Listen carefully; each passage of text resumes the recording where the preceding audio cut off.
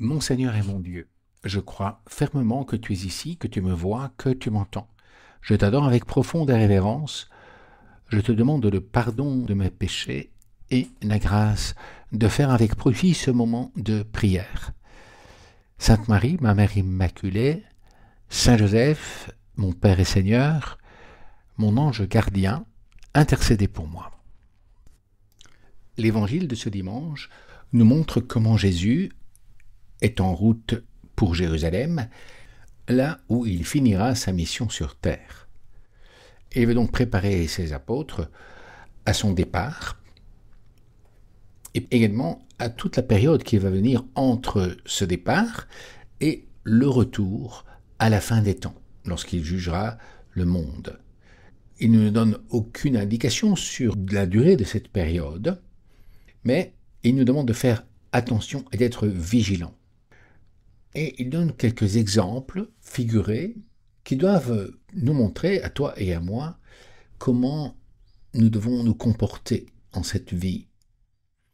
Et la clé se trouve au début et à la fin de son discours. Il nous dit la chose suivante. « Sois sans crainte, petit troupeau, car ton Père a trouvé bon de te donner le royaume. » Il nous parle de façon très affectueuse ainsi. Par ces paroles, petit troupeau, ton Père, il veut nous montrer que ce discours qui va suivre est plein d'amour de Dieu, envers ses fidèles, envers son Église future, envers toi et moi. Et Jésus continue avec ces images très parlantes. Faites-vous une bourse qui ne s'use pas, un trésor inépuisable dans les cieux, là où le voleur n'approche pas, où la mythe ne ronge pas. Car là où est ton trésor, là aussi sera ton cœur. Et ça, c'est l'une des phrases clés de ce discours de Jésus. L'autre sera à la fin du discours, quand il dira « Tiens-toi prêt, car c'est à l'heure où tu n'y penseras pas que le Fils de l'homme reviendra. » Donc les deux maîtres mots sont le trésor et être prêt. Ça signifie qu'il faut que nous apprêtions un trésor dans le ciel, qui ne peut pas être détruit ni par la nature elle-même, c'est-à-dire la mythe, etc., ni par les voleurs. Parce que ce lieu, le ciel où se trouve ton trésor, est inaccessible aux voleurs. Mais comme il existe beaucoup de types de trésors, les trésors d'or, d'argent, de pierres précieuses, de terrain, eh bien il en existe également beaucoup pour le ciel. Et le trésor, bien entendu, ce sont les vertus, le temps, les bonnes actions que l'on fait pendant notre vie. Ce trésor, c'est l'Eucharistie, le Christ, la vie ordinaire sanctifiée, le travail bien accompli, le travail pour l'Église également, les amis, les enfants, et même parfois, comme certains saints l'ont dit, par exemple Saint José-Maria, un type de trésor spécial pour l'Église, les malades. Parce que Dieu écoute plus volontiers les malades, les souffrants, les pauvres, les prêtres, les enfants. Spécialement dans les demandes faites pour le bien d'autrui, de l'Église et du monde, en union avec le Rédempteur souffrant et humble qu'est Jésus-Christ. Dans une interview de certains jeunes avec le pape François, ces jeunes nous ont demandé quelle est la question qu'ils voulaient leur poser pour leur vie. Alors le pape François a répondu « Où se trouve votre trésor ?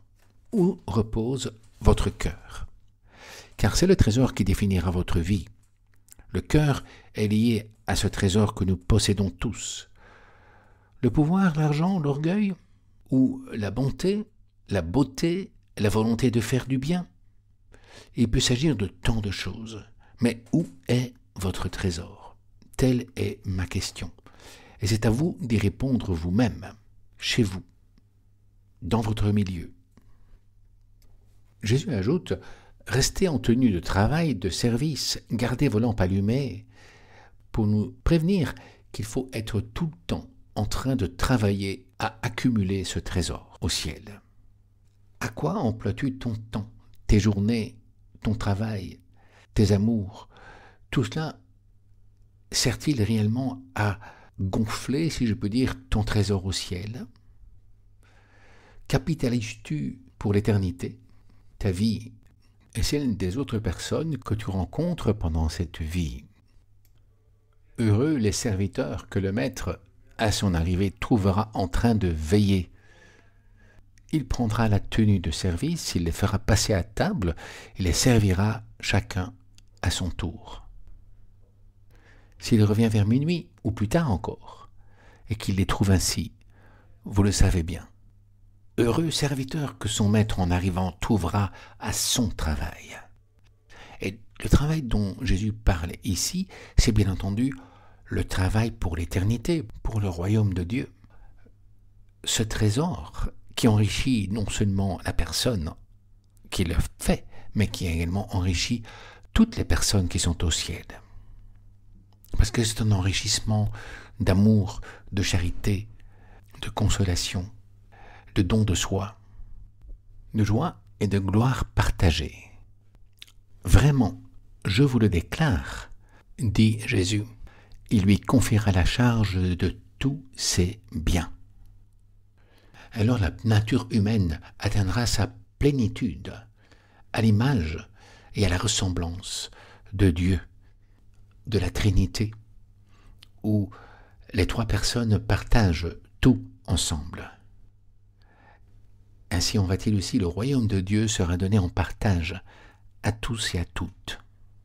Le royaume que Dieu a préparé et a pensé depuis toute l'éternité. Et la puissance de Dieu est immense, bien plus grande que tout ce que les dieux inventés par les hommes peuvent faire. Zeus ou Jupiter. Dieu peut créer et recréer tout un univers. Sa puissance dépasse tout ce que l'on peut imaginer.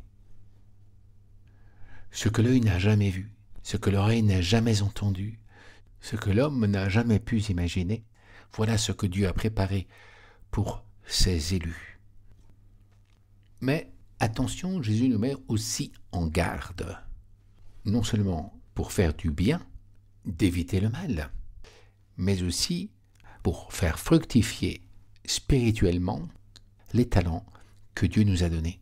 Si le serviteur se dit « mon maître tarde à venir » et qu'il se met à frapper les serviteurs et les servantes, à manger, à boire et à s'enivrer, son maître viendra le jour où il ne l'attend pas et à l'heure qu'il n'a pas prévue.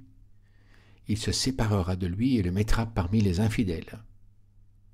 À qui l'on a beaucoup donné, on demandera beaucoup.